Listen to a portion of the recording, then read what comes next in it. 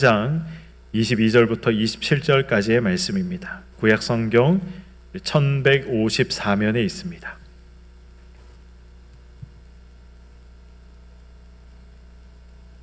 에스겔 3장 22절부터 27절까지의 말씀, 구약 성경 1154면입니다. 우리 22절부터 27절까지 교독하시겠습니다. 여호와께서 권능으로 거기서 내게 임하시고 또 내게 이르시되 일어나 들로 나아가라.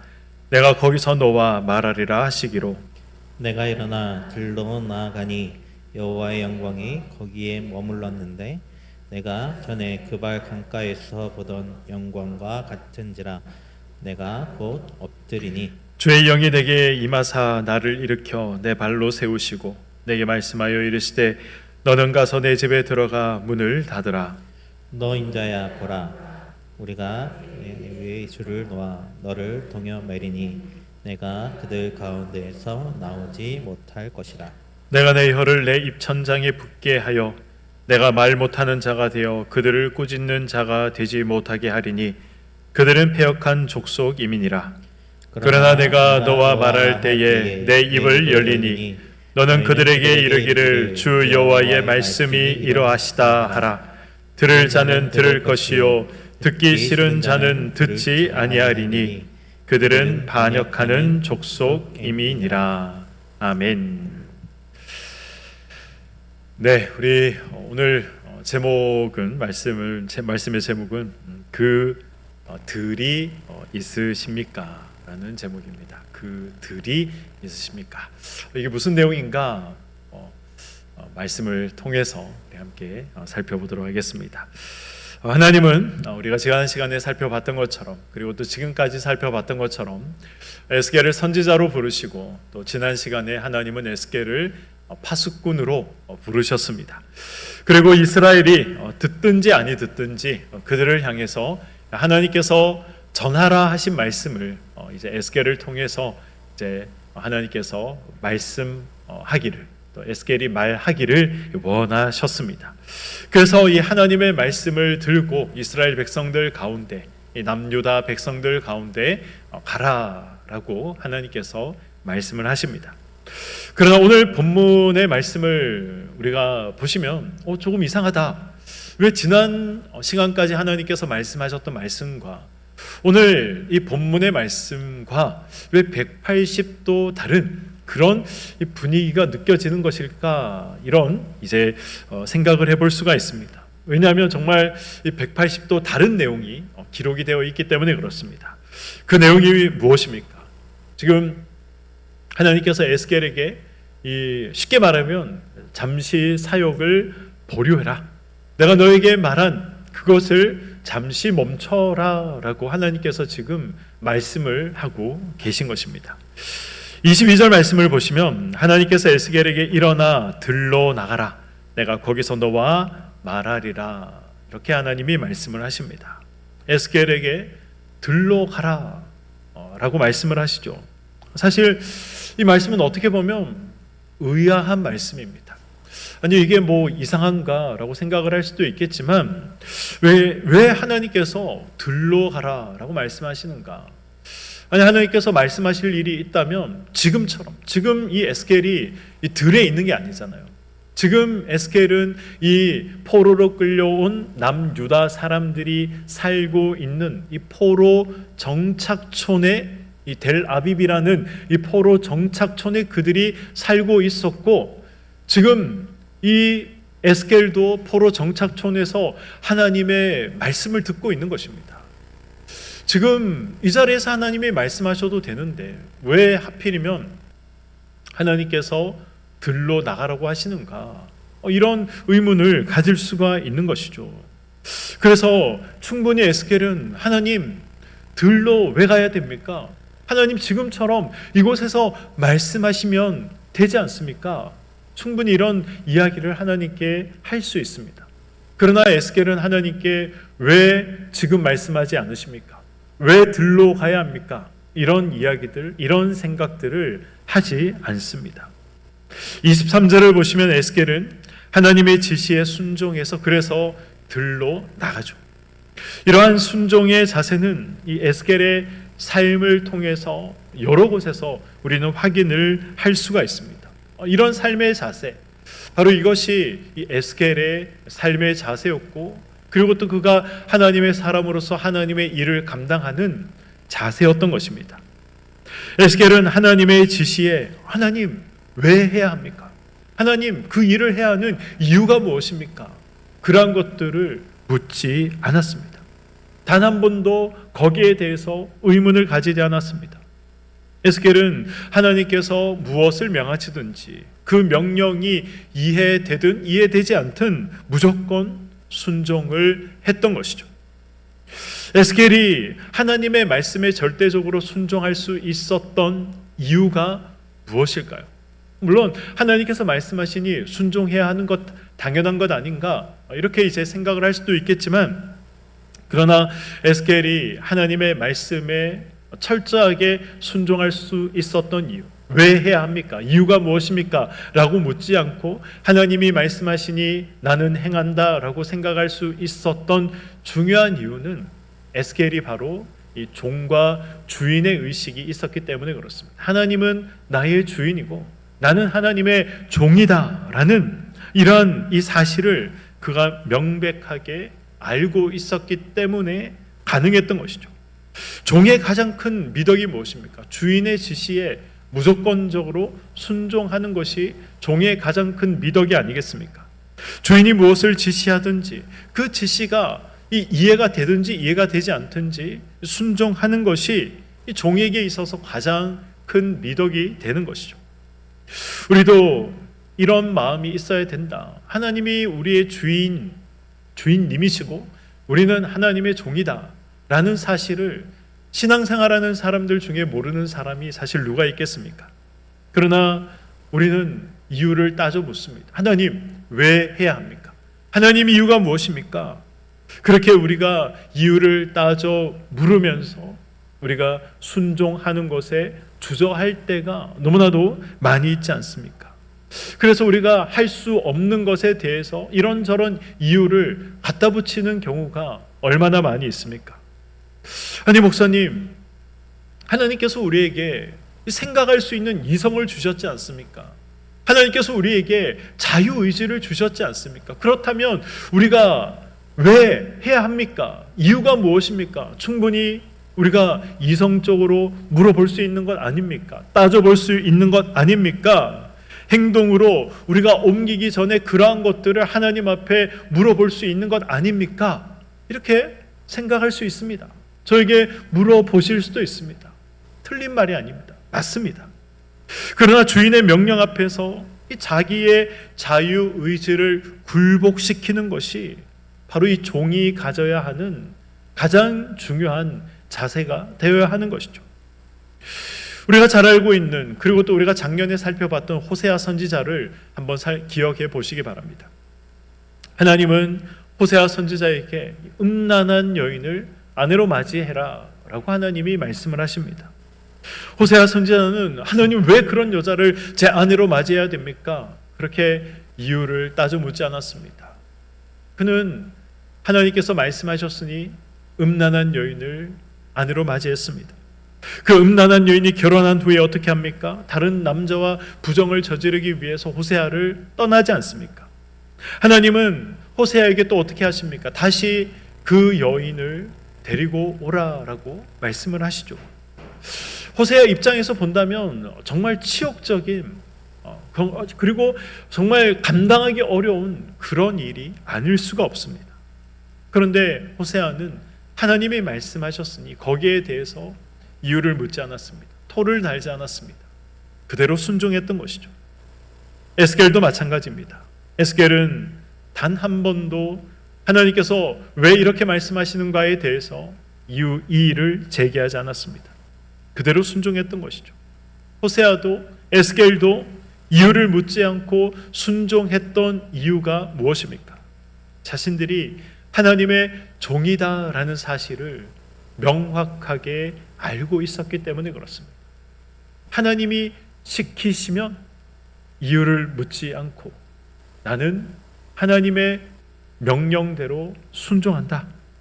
이것이 에스겔에게도 있었고 호세아에게도 있었던 것입니다. 하나님은 주인이고 나는 종이기에 이유를 따져 묻지 않고 순종해야 한다. 이런 말을 들으면 사실 마음이 불편합니다. 마음이 불편하지 않습니까? 그렇다면 그런 마음이 우리에게 있다면 사실 우리는 아직 하나님을 명확하게, 그리고 하나님이 어떤 분인지 아직 잘 모르는 것입니다. 하나님을 몰라서 마음이 불편한 것이죠. 하나님을 몰라서, 그래서 우리가 사실은 순종함에 있어서 머뭇거리게 되는 경우가 있는 것입니다. 하나님은 어떤 분이십니까? 하나님은 언제나 선한 분이시죠. 하나님께서 원하시는 모든 일, 하나님이 행하시는 모든 일에는 오류가 없습니다. 하나님은 모든 일을 완벽하게 계획하시고 하나님이 뜻하시고 원하시는 대로 한치의 오차 없이 오류 없이 하나님은 행하시는 분이십니다. 하나님의 계획은 그래서 실수가 없고 하나님의 계획은 그래서 실패가 없습니다. 우리는 이 사실을 머리로는 알지만 그러나 우리 삶에 적용해서 하나님의 말씀에 순종하고 하나님께서 이 모든 것들을 다 담아서 선으로 만들어 가신다라는 이 사실을 믿음에 있어서는, 나의 삶에 적용시키는 것에 있어서는 우리가 이 소극적일 때가 너무나도 많이 있는 것이죠. 그러므로 우리가 하나님의 이 명령에 순종하게 된다면, 절대적으로 순종하게 된다면 어떤 결과들이 우리에게 있게 되는 것입니까? 선한 결과들만 우리에게 있게 되는 것입니다. 저와 여러분들이 기대하고 저와 여러분들이 상상하는 것을 뛰어넘는 하나님의 방법으로, 하나님의 일하심으로 놀라운 하나님의 역사들을 경험하고 체험하는 그런 은혜들을 우리가 경험할 수 있는 것이죠. 그래서 우리가 하나님의 말씀에 순종하면 우리 삶 가운데 간증의 역사들이 일어나게 되는 것입니다. 그런 간증의 체험들이 우리의 삶 가운데 있게 되는 것입니다. 오늘 본문 23절 말씀을 보도록 하겠습니다. 내가 일어나 들로 나아가니 여호와의 영광이 거기에 머물렀는데 내가 전에 그발 강가에서 보던 영광과 같은지라 내가 곧 엎드리니. 하나님은 에스겔에게 들로 나가라 이렇게 말씀을 하시죠. 제가 이 성경 설교를 준비하면 항상 원문을 봅니다. 구약은 히브리어로 기록이 되어 있기 때문에 당연히 이제 구약의 말씀들을 준비할 때는 히브리 이제 원문을 보죠. 이 원문을 보면 이 들 앞에 보면 정관사가 붙어 있습니다. 정관사가 뭡니까? 정관사. 그 사람, 그 장소, 그 물건. 그러니까 이제 상대방과 이야기할 때 상대방과 알 수 있는 특정한 사람, 특정한 장소, 특정한 물건, 그것을 이야기할 때 앞에 붙이는 것이 정관사이지 않습니까? 그런데 이 들 앞에 우리 한글 성경에는 그 들 이렇게 번역은 안 되어 있지만 그냥 들이라고 되어 있지만 그러나 영어 성경을 보더라도 그리고 원문을 보더라도 정관사가 붙어 있습니다.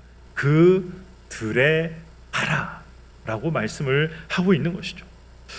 저 이 말씀을 보면서 이 원문 원어 성경을 보면서 왜 하나님께서 그냥 들이 아니라 그 들에 가라라고 지금 에스겔에게 말씀하고 계시는가? 저는 이것이 궁금했습니다. 분명히 이유가 있지 않겠습니까? 그냥 아무 들이 아니라 지금 하나님과 에스겔만 알고 있는, 그래서 하나님께서 특별히 설명하지 않아도 지금 에스겔에게 너 그 들에 가라 라고 말씀하시면 에스겔이 하나님의 말씀을 알아듣고 갈 수 있는 그 특정한 장소가 있었다는 것입니다. 이 정관사가 붙었다 라는 이것이 의미하는 것이 무엇입니까? 그냥 들이 아니라는 것이죠. 하나님과 에스겔이 알고 있는 그 특정한 장소, 그 특정한 들이 존재하고 있었다는 것입니다. 이 들은 바로 에스겔에게 너무나도 익숙한 장소였습니다. 하나님과 에스겔 사이에 약속되어 있는 장소였던 것이죠. 그렇다면 그 들은 어떤 장소이겠습니까? 에스겔이 하나님을 평소에 만나던 장소였던 것이죠. 에스겔이 하나님을 평소에 만나던 장소, 바꿔 말하면 에스겔이 하나님 앞에 기도했던 장소였습니다. 하나님을 찾고 묵상했던, 하나님과의 친밀한 교제가 이루어졌던 그러한 장소, 그러한 들이, 홀로 한적히 하나님 앞에 기도했던 그러한 들이 마치 골방과도 같은 장소가 존재했다는 것이죠. 저와 여러분들에게 하나님께서 에스겔에게 그 들에 가라라고 말씀하신 것처럼 그런 장소가 있으십니까? 하나님께서 저와 여러분들에게 그곳으로 와라 라고 말씀하시면 네 알겠습니다 하고 갈 수 있는 그런 장소가 있으십니까? 하나님과 약속되어 있는 그런 장소, 하나님을 만나는, 하나님께 기도하는 그런 친밀한 장소가 있으십니까? 저는 말씀을 준비하면서 저에게 그런 장소는 어디일까 한번 생각을 해봤습니다. 저는 바로 본당이 이 자리가 그런 장소입니다. 그리고 지금 제가 서 있는 이 자리가 그런 장소입니다. 저는 새벽에 여기 방석을 깔아두고 무릎을 꿇고 여기에서 기도를 합니다. 그리고 저는 설교를 준비할 때, 또 설교가 잘 풀리지 않을 때, 고민이 있고 걱정이 있고 기도거리가 있을 때, 그럴 때 저는 또 본당에 와서 기도를 합니다. 그리고 상황에 따라 달라지겠죠. 저는 군에 있을 때 저는 하나님이 그 장소로 와라 라고 저에게 말씀을 하신다면 저는 화장실에 갔을 것 같습니다. 저는 화장실이 그런 장소였습니다. 아무에게도 방해받지 않고 하나님을 조용히 만날 수 있는 장소는 저에게는 군에 있을 때는 화장실이었습니다. 아마 누군가에는 차 안이 그런 장소가 될 수도 있을 것이고, 아마 누군가에게는 집에 마련해둔 골방이 그런 장소가 될 수도 있을 것이고, 아마 누군가에게는 저처럼 화장실이 그런 장소가 될 수도 있을 것이고, 아마 누군가에게는 또 이 본당이, 예배당이 그런 장소가 될 수도 있을 것입니다. 우리에게 하나님을 만나는 그 들이 반드시 있어야 합니다. 하나님께서 거기서 만나자 라고 말씀하시면 하나님 거기가 어디입니까? 말씀해 주셔야 제가 가죠. 그렇게 말하는 것이 아니라 네 알겠습니다 라고 말하고 가서 하나님을 만날 수 있는 장소가 저와 여러분들에게는 반드시 있어야 하는 것입니다. 그런 장소가 있다는 것은 무엇을 말하는 것입니까? 그런 장소가 있다는 것은 하나님과의 교제를 쉬지 않고 있다는 것입니다. 그런 장소가 있다는 것은 하나님과의 기도의 끈을 놓지 않고 있다는 것이죠.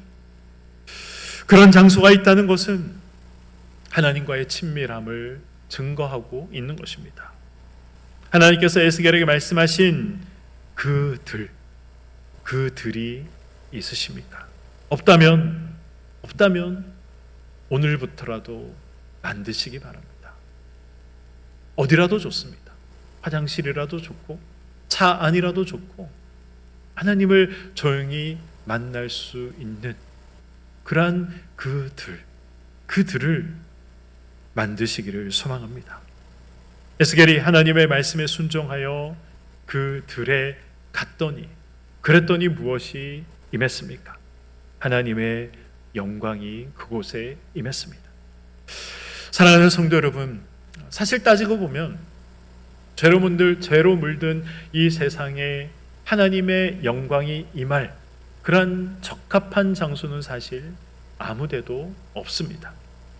예루살렘 성전도 이 하나님의 영광의 임재를 감당할 만한 그런 장소는 아니었습니다.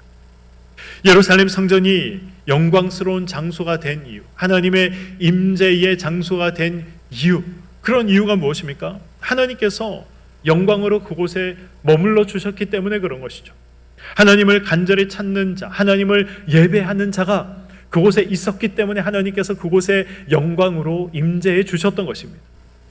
이스라엘이 하나님을 찾지 않았을 때, 이스라엘이 하나님께 예배드리지 않고 이스라엘이 부패하고 타락했을 때, 그때 어떤 일들이 일어나게 됩니까? 하나님께서 성전을 버리시지 않습니까?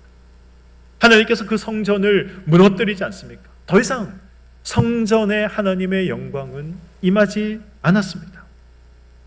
에스겔과 이스라엘 역사를 통해서 우리가 기억해야 할 사실이 무엇입니까?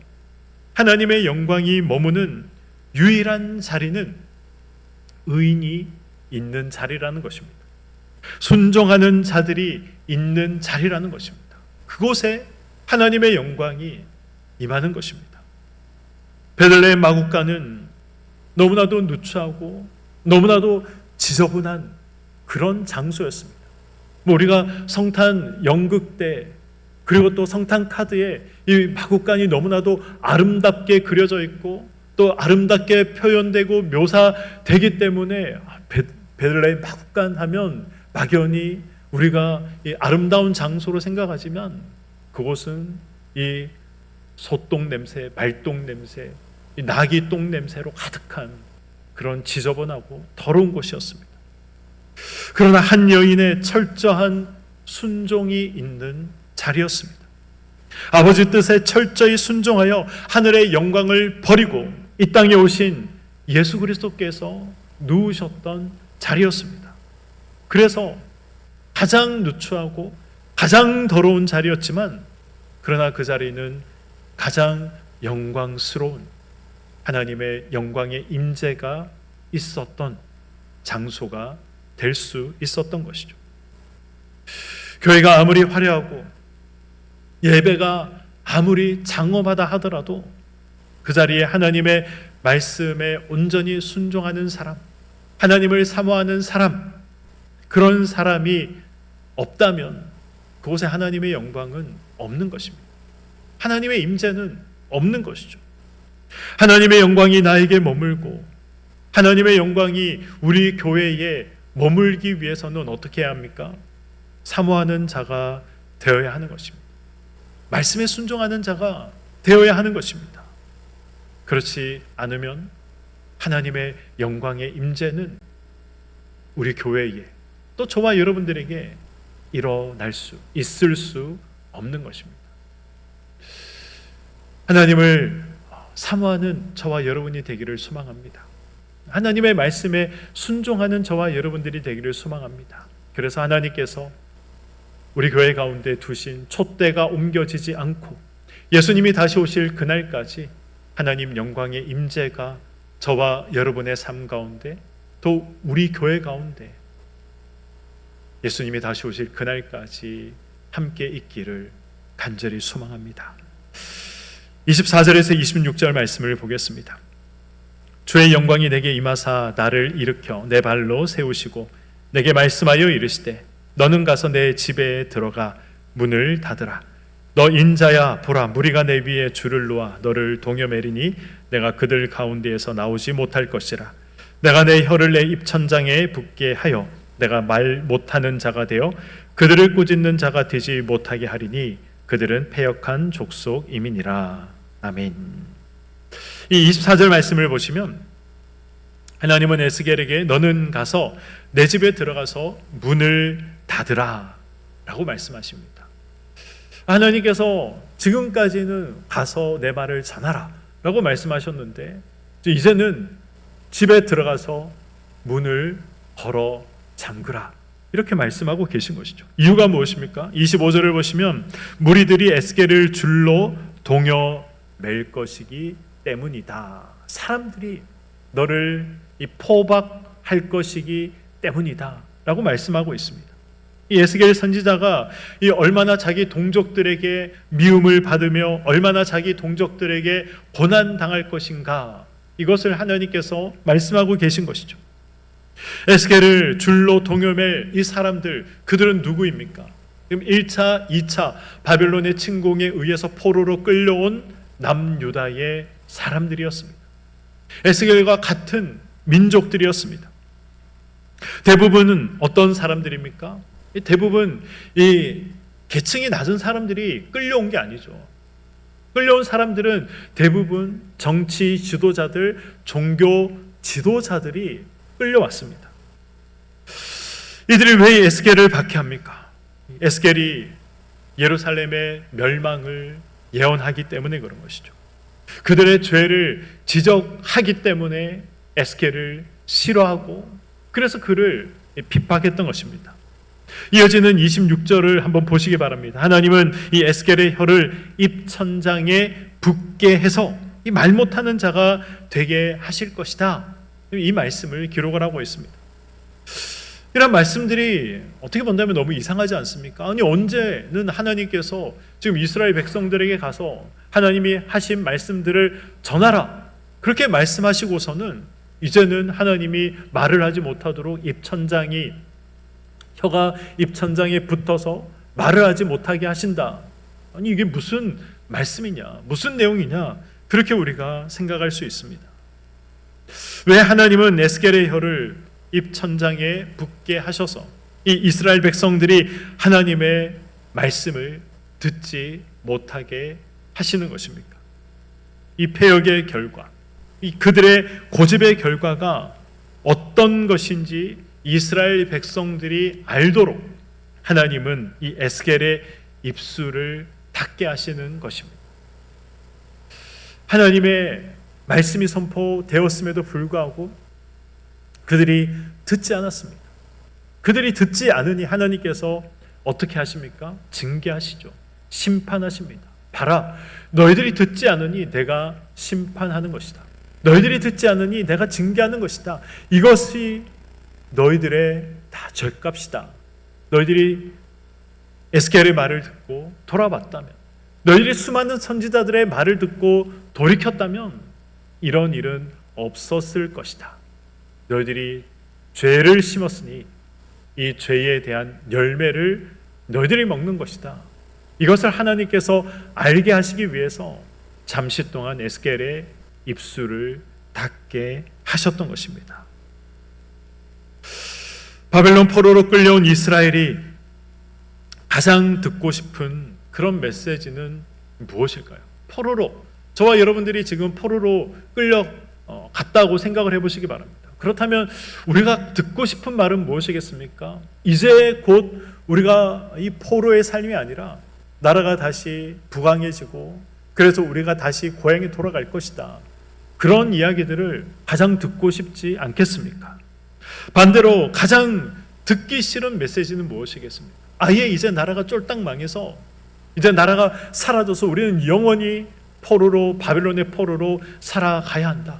뭐 이런 내용들, 우리가 가장 듣고 싶지 않은 내용들 아니겠습니까? 마찬가지입니다. 이스라엘도 참 선지자들의 책망에는 그래서 귀를 닫아버린 것이죠. 참 선지자들은 너희들의 죄 때문에 나라가 망할 것이다. 너희들의 죄 때문에 하나님께서 징계하실 것이다. 이런 책망과 심판의 말씀을 이야기를 했습니다. 그러나 거짓 선지자들은 듣기에 달콤한 말들을 했던 것이죠. 괜찮다. 지금 우리가 어렵지만 그러나 하나님께서 다 회복시켜 주실 것이다.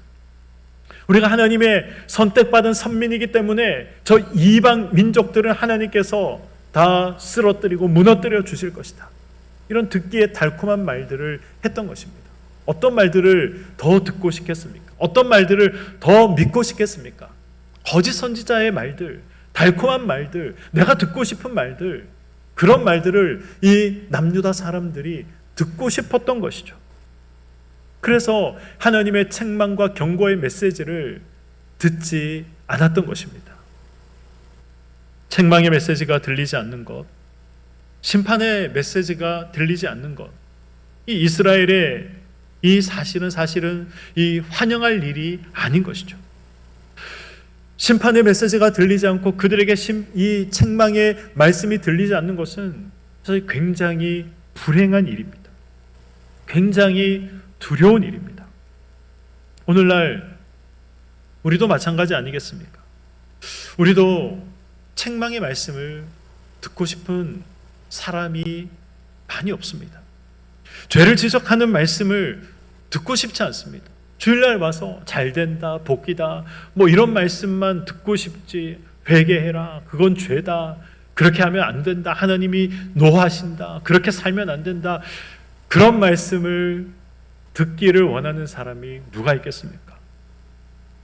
죄를 지적하는 말씀을 듣기 싫어합니다. 책망의 말씀을 듣기 싫어합니다. 그래서 이 사람들의 태도를 의식한 나머지 그래서 많은 교회에서 이런 말씀들이 사라지고 있는 것이죠. 사람들이 듣기 원하는 것들, 사람이 듣기 좋아하는 것들, 그런 말씀들이 점점 많아지고 있습니다. 하나님의 진리가 바르게 가감없이 전파되어야 할 교회 안에서도 점점 이 경고와 책망의 말씀이 사라지고 있는 것이죠. 사람들이 듣기 좋은 축복의 말, 은혜의 말들은 넘쳐나고 있습니다. 겉으로 보기에는 굉장히 좋아 보입니다. 그러나 실상은 이것은 불행한 일이고 이것은 두려운 일입니다. 저와 여러분에게 정말 두려운 일이 무엇입니까? 이 책망과 경고의 메시지가 아니라 책망과 경고의 말씀을 듣지 못하도록 하는 것이죠. 그래서 하나님의 심판이 임박했음에도 불구하고 정말 예수님께서 재림하실 날이 얼마 남지 않았음에도 불구하고 이 사실을 모른 채 이 사실을 부정하며 살아가는 것, 이것이 두려운 일이고 이것이 불행한 일인 것입니다. 우리 교회는 심판과 경고의 메시지라 하더라도 하나님의 말씀이라면 우리가 감사함으로 받을 수 있는 교회가 되기를 소망합니다. 심판과 경고의 메시지가 저것은 나에게 하시는 하나님의 말씀이다 라고 생각하고 나의 것으로 받고 나에게 적용하고 하나님이 나에게 지금 무엇을 고치시기를 원하는가, 하나님이 지금 나의 삶 속에서 어떤 길에서 돌이키시기를 원하시는가, 그것을 돌아보고 깨닫는 저와 여러분이 되기를 소망합니다. 그런 삶이 복된 삶이고 소망이 있는 삶이고 희망이 있는 삶인 것입니다. 마지막 27절 말씀을 보겠습니다. 그러나 내가 너와 말한 때에 내 입을 열리니 너는 그들에게 이르기를 주 여호와의 말씀이 이러하시다 하라.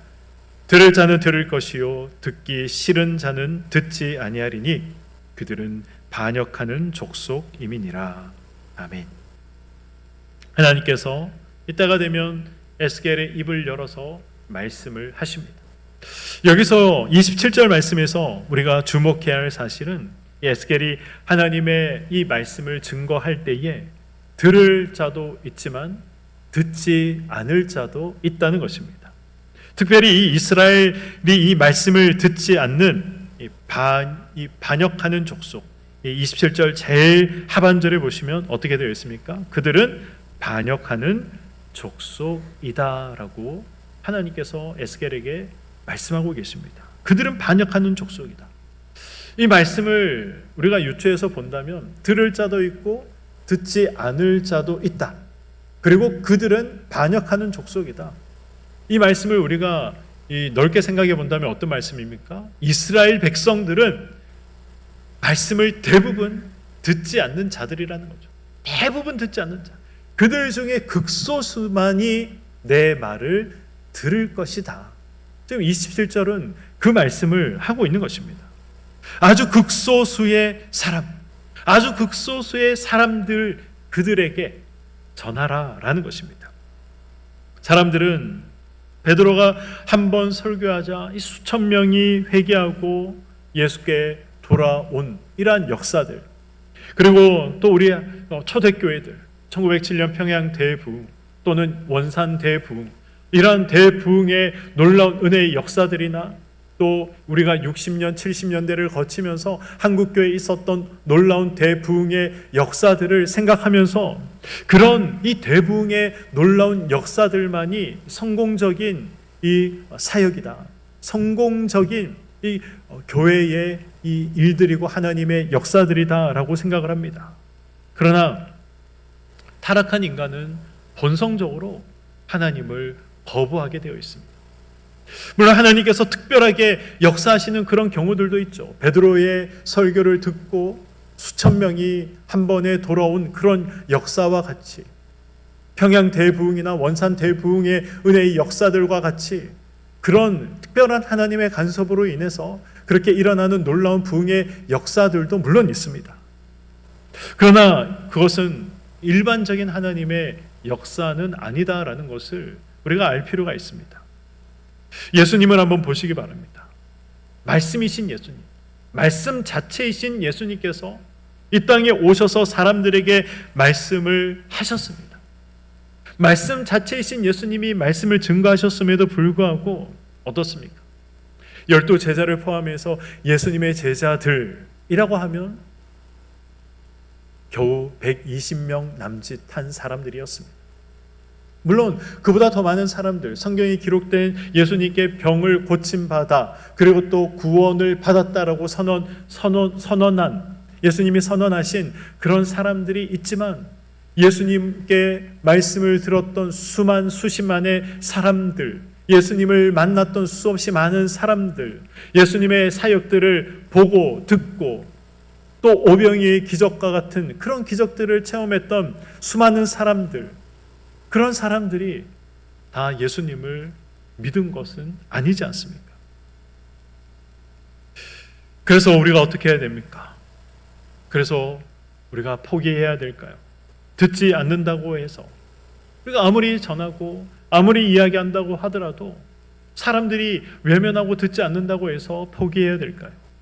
아무리 적은 수의 이 구원 받을 자가 있다고 하더라도 하나님은 그 적은 수를 위해서 전하라, 증거하라 라고 에스겔에게 말씀하셨고, 동일하게 저와 여러분에게 말씀하고 계신 것입니다. 제가 몇 번 말씀을 드렸지만 저는 우리 교회에 전도부가 있다는 사실이 저는 너무 감사합니다. 이제 3월이 되면 또 전도부가 전도할 것입니다. 우리 전도부가 춥고 또 더운 날씨 속에서도 열심히 전도를 하죠. 전도지를 거부하고 수없이 많이 외면당할 것입니다. 저도 태신자 전도 운동 때 작년에 동서남북 이제 전도를 하면서 이 주일 예배를 마치고 사역을 마치고 집으로 돌아가기 전에 전도 물품을 가지고, 이렇게 좋은 전도 물품이면 당연히 받겠다라고 생각했는데 받는 사람보다 거절하는 사람이 더 많더라고요. 그렇게 좋은 이 전도 물품인데 이건 당연히 받겠지라고 생각했는데 당연히 받는 게 아니라 거절하는 사람이 더 많았습니다. 그렇다면 우리 전도부 부원들이 수요일 날 전도할 때마다 얼마나 많은 사람들로부터 거절당하고 거부당할까, 그런 생각이 들었습니다. 그럼에도 불구하고 전도하는, 하나님이 택한 백성이 있다라고 생각하고 전도하는 우리 전도부가 있다는 사실이 우리 교회의 복이고, 전도하는 그분들이 또 참 귀하다라는 생각이 듭니다. 하나님은 오늘 에스겔에게 이 이스라엘 백성들은 대부분 다 듣지 않을 것이다, 아주 극소수의 사람만이 들을 것이다, 그러나 그들을 위해서 전하라 라고 말씀하고 계십니다. 에스겔에게 말씀하신 것은 저와 여러분에게도 동일하게 말씀하고 계신 말씀이라는 사실을 잊지 마시기 바랍니다. 오늘 말씀을 맺도록 하겠습니다. 하나님은 순종하는 사람의 삶에 무엇으로 임하십니까? 영광으로 임하십니다. 하나님을 사모하는 자의 삶에 하나님은 영광으로 임하십니다. 우리가 순종하는 자가 되기 위해서, 우리가 하나님을 사모하는 자가 되기 위해서는 어떻게 해야 됩니까? 하나님과 이 지속적인 만남이 있어야 하는 것이죠. 하나님과 이 지속적인 친밀한 교제가 있어야 하는 것입니다. 에스겔에게 하나님을 만나고 하나님과 교제했던 그들, 하나님과 에스겔만 알고 있는 그 장소, 그 장소가 있었던 것처럼 저와 여러분에게도 하나님과 나만 알고 있는, 하나님이 나를 만나시고 내가 하나님을 만나는 그 장소, 그들이 있기를 소망합니다.